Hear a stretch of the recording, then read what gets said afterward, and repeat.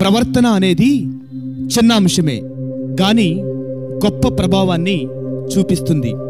ప్రభువైన యేసు తాను పరలోక రాజ్యం నుంచి దరిద్రుల్ని ప్రేమించి ఆయన ఓ దరిద్రునిగా మార్చబడ్డాడు. అందుకే లేఖనం ఇలా చెప్తుంది.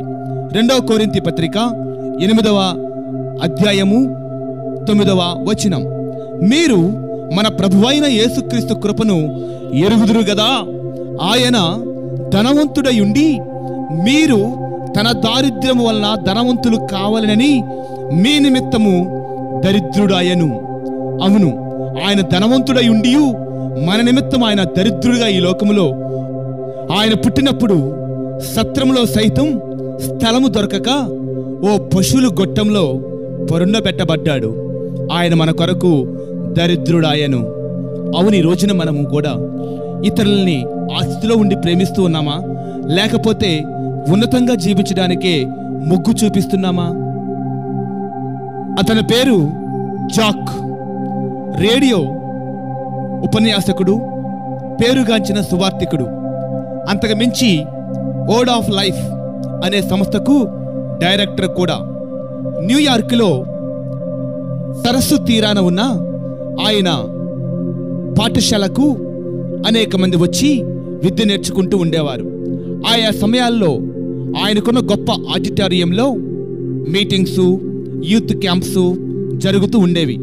ఒకరోజు యూత్ క్యాంప్ జరుగుతూ ఉన్నప్పుడు అనేక మంది దానిలో పాల్గొన్నారు. ఆ పాల్గొన్న వారిలో ఒక వ్యక్తి అంగవైకల్యం గలవాడు. ఏంటి అంటే, ఆహారం తినేటప్పుడు అతని యొక్క దవడ నరాలు బలహీనంగా ఉండటం వలన తిన్న ఆహారంలో సగభాగం అతను కూర్చున్న టేబుల్ మీద, ఒంటి మీద పడేది. తద్వారా అందరూ భోజనం చేసేటప్పుడు అతన్ని ఓ ప్రత్యేకంగా అసహించుకుంటూ ఉండేవారు. మరి కొంతమంది అయితే అతని దగ్గర కూర్చోడానికి ఏమాత్రం ఇష్టపడేవాళ్ళు కాదు. మరి కొంతమందికి అతను చూసిన వెంటనే ఆకలి కూడా పోయేది. అందుకోసం సంస్థ వాళ్ళు కూడా అతనికి ఒక ప్రత్యేకమైన టేబుల్ వేసి అక్కడ కూర్చొని పెడుతూ ఉండేవారు. అయితే సంస్థ వ్యవస్థాపకుడు జాక్ సరిగ్గా ఆహారం వడ్డించే సమయంలో అతను ఆహారశాలకు వచ్చాడు. అందరూ కూడా చేతులెత్తి జాక్ గారు రండి, మాతో కూర్చోండి అని ఊపుతూ ఉంటే జాక్ మాత్రం సరిగ్గా నడుచుకుంటూ ఆ అంగవైకల్యం టేబుల్ దగ్గరే కూర్చున్నాడు. కారణం, అందరూ ఒంటరివాణ్ణి చేసినటువంటి వ్యక్తిని ఆయన ప్రేమించాడు.